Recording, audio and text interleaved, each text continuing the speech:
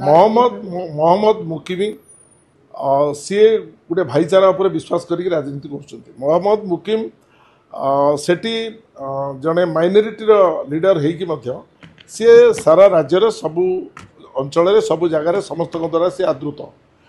तृतीय कथा हूँ मोहम्मद मुकिम जितेबाला स्रोतर प्रतिकूल जो आम सरकार नथिलु सी कटक भली सहर सी निर्वाचित होगी विधायक भाव में आसछन्ति।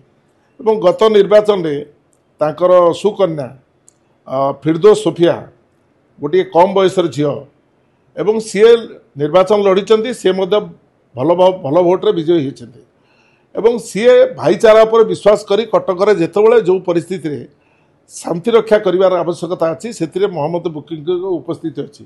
तेणु मोहम्मद मुकिम को आपण मीडिया माने जदि ताकू विचार करेंगे जे सी दंगा दंगा पाई ताकू सेटिक डकागलानी सेटा ठीक कथा नुहे।